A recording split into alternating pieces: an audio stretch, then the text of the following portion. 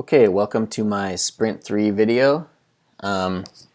So last week, last sprint, I was getting the app in the hands of a few testers, and I'm still waiting for some feedback on that. But while I'm waiting, I went ahead and added some things to the architecture that would be cool and useful. So there's two things. I'll start with this one.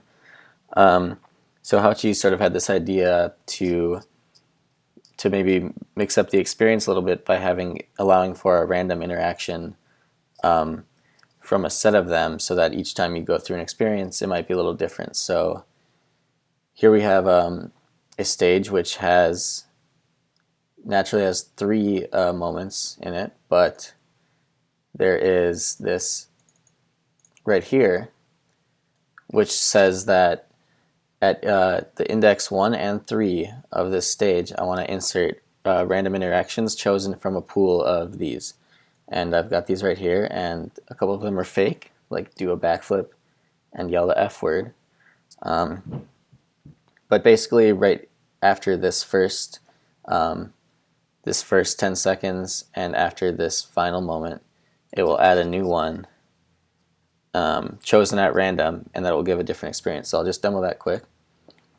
So I've started it up, and so I'm going to go ahead and hit start, and then you can see right here that it shows the new sort of experience is this 10 seconds, as you see here, then yell the F word, and then the intro, which is here, then this one, which was a predetermined moment, and then this do a backflip, which was another one from our random pool. So I'll do it again just so I can prove it's random. And so this time we've got find cover, which is one that Scott had previously recorded, and the last one was do a backflip. So it's choosing different ones each time. Just a neat little thing for someone designing experience can do pretty easily now. So the other thing, and this one I think is a little cooler in my opinion. So this is called the opportunity queue.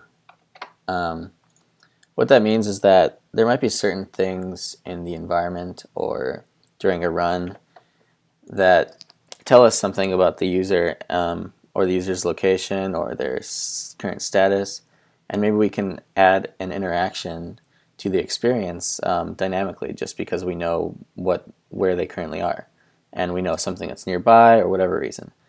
So here I've identified Chicken Shack as sort of a geofence around Chicken Shack, and I'm saying that right here, well, the Chicken Shack region maps to this interaction get cover at tree. So if someone goes into the Chicken Shack, the region around Chicken Shack, within 2,000 meters, then it's going to tell them to do this. Maybe not the best example, but that's this dot right here is actually where I live in Chicken Shacks right here, so it's sort of an easy one for me to test.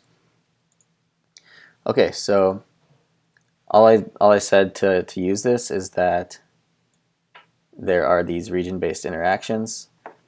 That basically tells the experience manager to, hey, look out if someone enters one of these regions or if they're in one of these regions.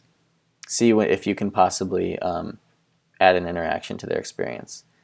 And to demonstrate this, I've added just like an 80-second silence, and I've declared it interruptible so that when the opportunity queue wants to interrupt with a new opportunity, an interaction, it'll be able to. For this one, it wouldn't be able to because it's a sound file, and you can determine whether things are interruptible or not. So I'm going to start this. So I'll start it, and then let me just pause to explain what's going on here. So what it says is that we've just started this moment, and it's going to try just in the middle of the moment to see if it can insert anything. In a separate piece of logic, it also realizes that it is close to Chicken Shack, and now it's adding this interaction to the queue. So if it has, when it tries to insert it, if the queue is not empty, it will actually do that, and then if it's allowed, it will interrupt the experience. So I'll resume, and You can kind of ignore this. Basically, it just checked again because it had removed it, the fencing monitor, when I paused it. Okay, so there we go. 40 seconds after I started it, it inserted this interaction, find cover, and yes, it finished the previous moment first, which just means that it said I'm going to stop early, and then it went ahead and did this new one.